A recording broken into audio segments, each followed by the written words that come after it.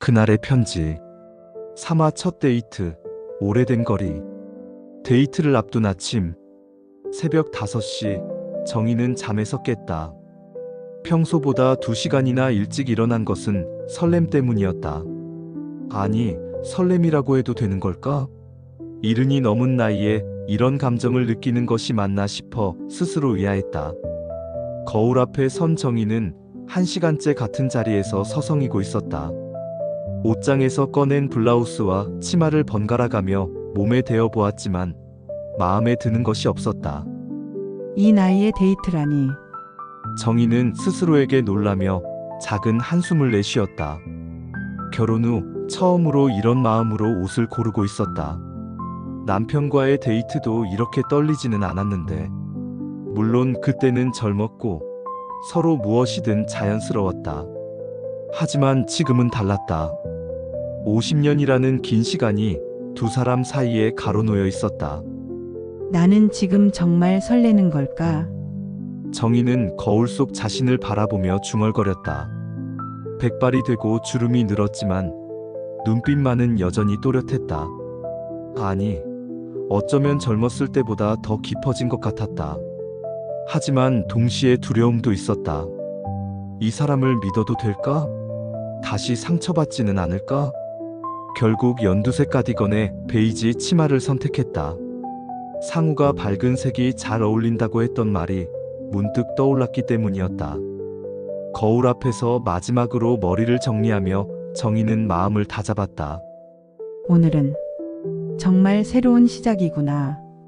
만남의 순간. 약속 장소는 옛 시청 앞 버스 정류장이었다. 고등학교 때 종종 만났던 곳이기도 했다. 정희가 10분 일찍 도착했는데 상우는 이미 와서 기다리고 있었다. 정희 씨 일찍 오셨네요. 상우 씨가 더 일찍 오셨잖아요. 두 사람은 서로를 보며 미소를 지었다. 상우도 평소보다 단정하게 차려입었다. 회색 재킷에 흰 셔츠, 그리고 깔끔하게 빗어 넘긴 머리. 여전히 품격 있는 모습이었다. 하지만 정희는 상우의 눈빛에서 미묘한 긴장감을 느꼈다. 자신만 떨리는 것이 아니구나 하는 생각에 조금 안심했다. 날씨가 정말 좋네요. 네, 산책하기 딱 좋은 날씨예요. 사소한 대화를 나누며 두 사람은 걸음을 시작했다. 목적지는 명동 쪽이었다. 예전 고등학생 때 함께 가보고 싶었지만 가지 못했던 곳들이 있었다. 오래된 거리를 걸으며 이 길 많이 변했네요. 상우가 주변을 둘러보며 말했다. 예전에는 낮은 건물들이 대부분이었는데 이제는 높은 빌딩들이 즐비했다. 정희는 상우의 말에 고개를 끄덕이며 주변을 살펴보았다. 자동차 소리, 공사장의 드릴 소리, 사람들의 빠른 발걸음. 모든 것이 바뀌어 있었다. 그래도 골목은 그대로 남아 있어요. 정희가 좁은 골목길을 가리키며 말했다. 그곳으로 들어서자 시간이 멈춘 것 같았다. 오래된 건물들, 좁은 길, 구불구불한 계단들. 모든 것이 50년 전 그대로였다. 골목 안쪽에서 들려오는 라디오 소리. 어디선가 나는 된장찌개 냄새까지도. 기억나세요? 여기 책방이 있었잖아요. 상우가 한 건물을 가리켰다. 지금은 작은 분식집이 들어서 있었지만 당시에는 작은 서점이 있었다. 물론이요. 거기서 헤르만 헤세의 전집을 보며 사고 싶어 했는데 용돈이 부족해서 못 샀죠. 그래서 제가 빌려드린다고 했는데 기억하고 계시는군요. 두 사람은 잠시 그 자리에 서서 옛 추억에 잠겼다. 정희는 마음 한구석이 따뜻해지는 것을 느꼈다. 이 사람이 자신과의 추억을 이렇게 세세히 기억하고 있다니. 첫 번째 어색한 순간. 골목을 걸으며 두 사람은 가끔씩 침묵에 빠졌다. 말하고 싶은 것은 많은데 어떻게 시작해야 할지 모를 때가 있었다. 50년이라는 시간이 만든 거리감이었다. 정희 씨는 상우가 말을 시작했다가 멈췄다. 네? 아니에요. 괜한 말씀 드리려다가 괜찮아요. 말씀하세요. 정희가 상우를 바라보며 격려했다. 그동안 외롭지 않으셨어요? 상우의 질문에 정희는 잠시 망설였다. 외로웠냐는 질문. 어떻게 대답해야 할까? 너무 솔직하게 말하면 부담스러워할까? 외로웠어요. 정희는 결국 솔직하게 대답했다. 특히 남편이 떠나고 나서는 더 그랬어요. 하지만 그것도 삶의 일부라고 생각하며 지냈어요. 상우는 고개를 끄덕였다. 저도 마찬가지였어요. 아내가 먼저 가고 나서는 혼자라는 것이 이렇게 무거운 줄 몰랐어요. 잠시 침묵이 흘렀다. 두 사람 모두 각자의 상실을 떠올리고 있었다. 그런데 가끔은 상우가 조심스럽게 말을 이었다. 가끔은 혼자인 것이 편하기도 했어요. 누구에게 신경 쓸 필요도 없고 눈치 볼 일도 없고. 정희는 상우의 말에 살짝 움찔했다.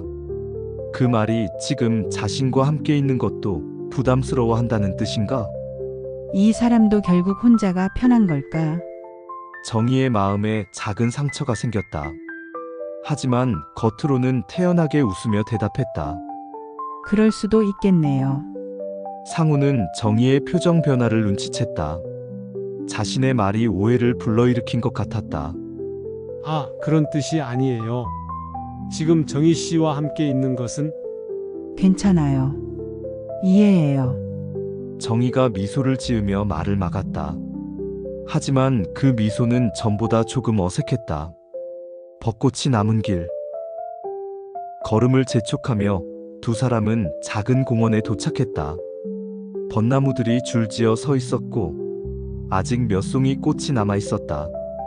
벚꽃이 아직 남아있네요. 정희가 반가워하며 말했다. 아까의 어색함을 잊으려는 듯 일부러 밝은 목소리를 냈다. 늦게 핀 꽃들인가 봐요. 더 오래 볼 수 있어서 좋네요. 상우도 꽃을 바라보며 미소를 지었다. 그리고 정희의 변화된 분위기를 감지하고 있었다. 벤치에 앉아 벚꽃을 바라보는 시간은 평온했다. 바람에 날리는 꽃잎들이 두 사람 주변을 맴돌았다. 한 잎이 정희의 어깨에 떨어지자 상우가 조심스럽게 손을 내밀었다. 꽃잎이 상우의 손끝이 정희의 어깨를 스치는 순간 두 사람 모두 순간적으로 긴장했다. 그 짧은 접촉에서 느껴지는 묘한 떨림. 정희는 가슴이 뛰는 것을 느꼈다. 동시에 두려움도 엄습했다. 이런 감정이 과연 좋은 걸까? 고마워요. 정희가 작은 목소리로 말했다. 각자의 이야기. 공원 벤치에서 두 사람은 지난 세월 이야기를 나누었다.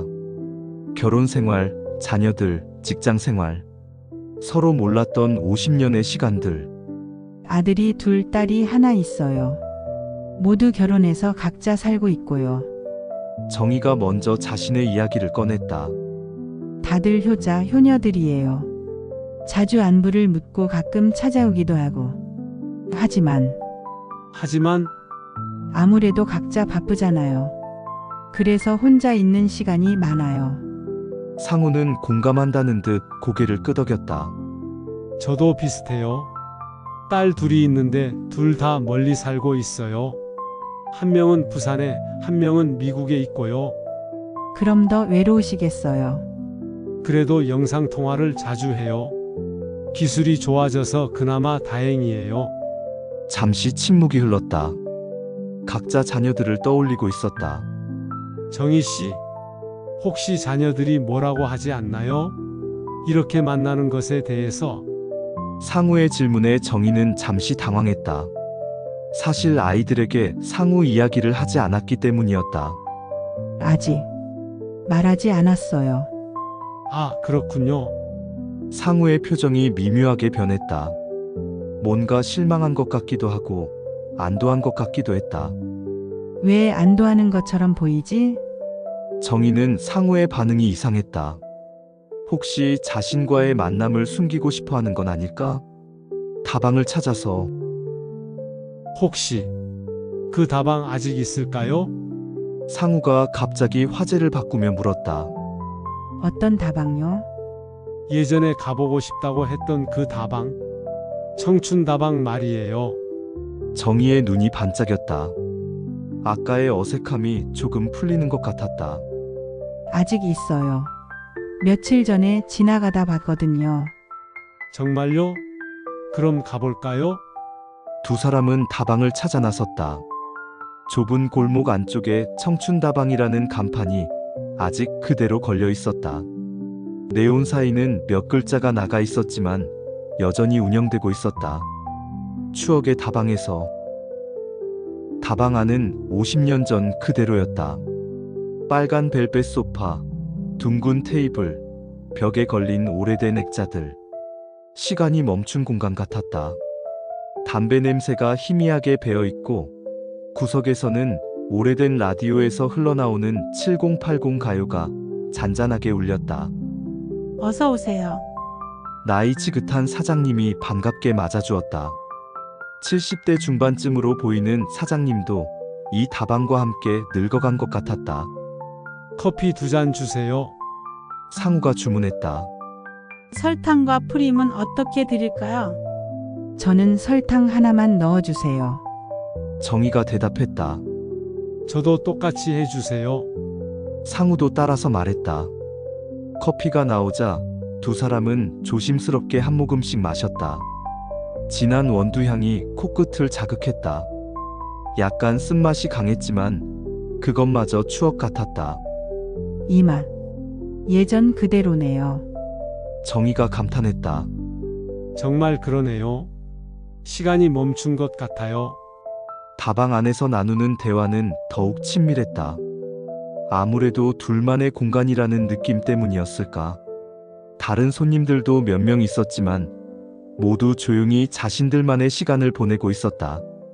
진솔한 대화와 두 번째 긴장.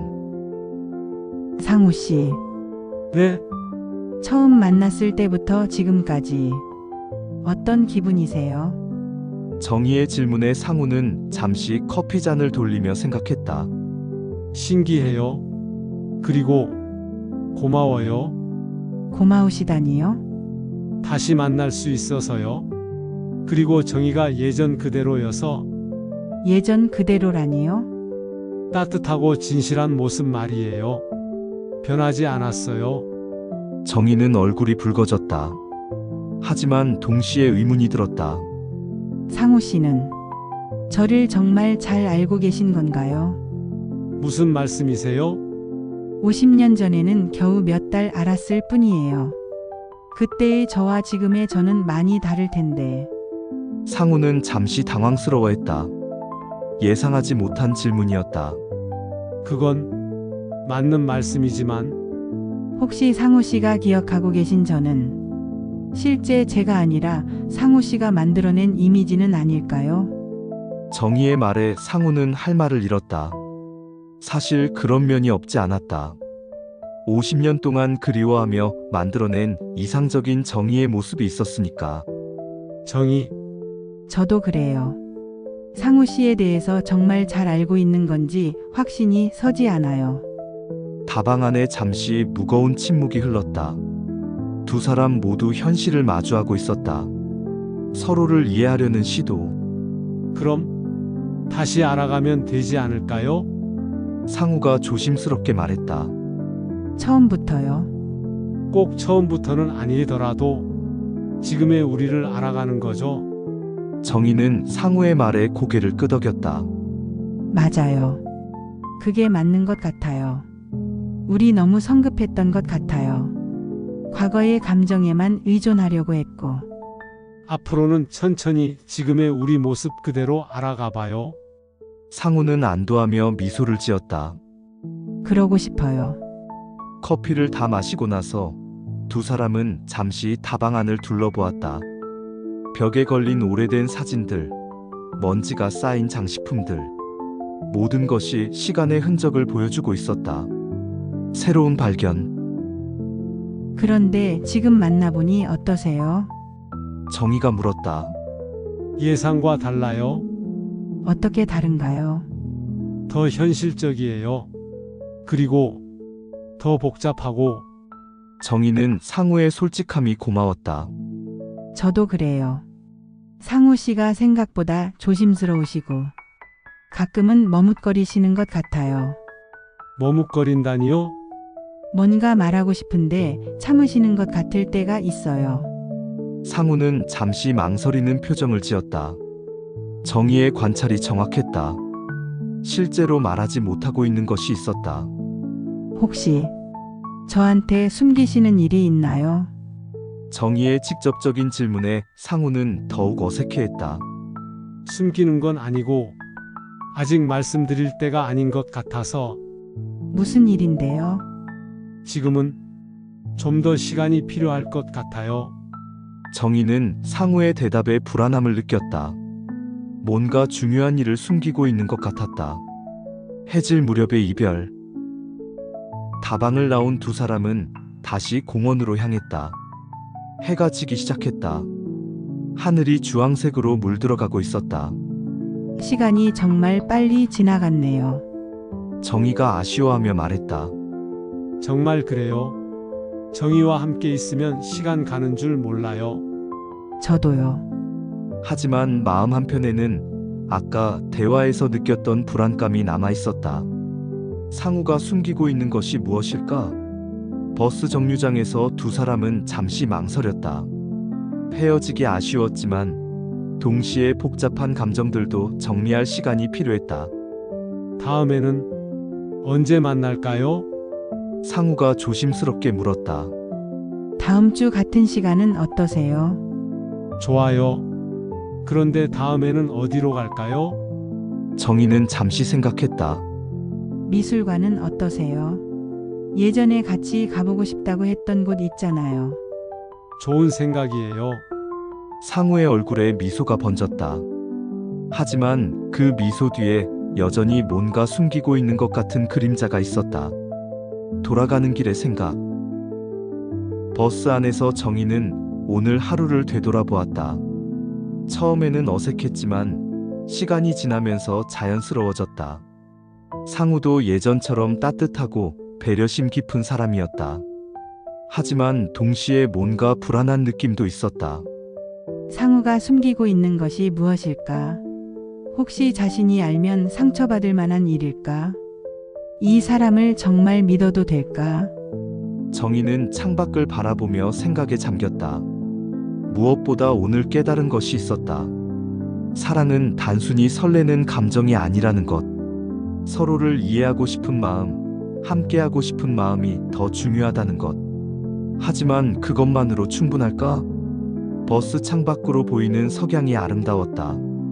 하지만 정희의 마음은 그리 평온하지 않았다. 상우의 마음. 한편 상우도 집으로 가는 길에 복잡한 생각을 하고 있었다. 50년 만에 만난 정희는 예상보다 훨씬 깊고 성숙한 사람이었다. 하지만 동시에 예리하기도 했다. 자신이 뭔가 숨기고 있다는 것을 눈치챈 것 같았다.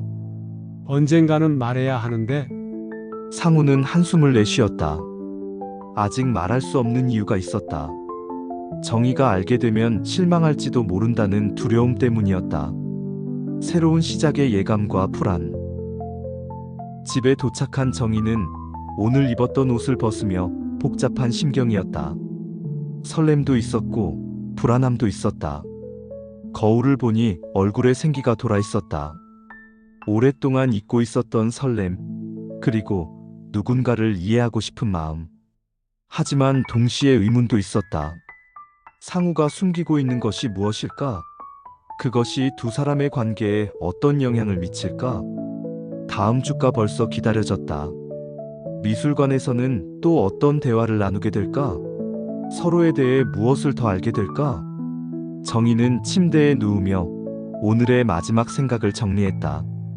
첫사랑을 다시 만난다는 것은 과거로 돌아가는 것이 아니라 새로운 미래를 만들어가는 것이라는 걸 깨달았다. 하지만 그 과정이 생각보다 복잡하고 어려울 수도 있다는 것도 알았다. 창밖으로 보이는 밤하늘에 별이 반짝이고 있었다. 아름다운 밤이었지만 정희의 마음은 완전히 평온하지 않았다. 다음에는 우리가 정말 괜찮을 수 있을까? 정희는 마지막으로 그런 생각을 하며 천천히 눈을 감았다. 내일부터는 다시 일주일을 기다려야 했다. 설렘과 불안이 뒤섞인 기다림이 될 것 같았다. 삼화완, 사화예고. 그녀는 아직 확신할 수 없었다. 하지만 다시 기회가 온다면 이번엔 그 사람의 손을 먼저 잡아볼 수도 있을 것 같았다. 상처 뒤에 숨겨진 마음, 그리고 감춰졌던 진실이 다음 만남에서 드러난다. 그날의 편지, 네 번째 이야기. 숨겨진 마음.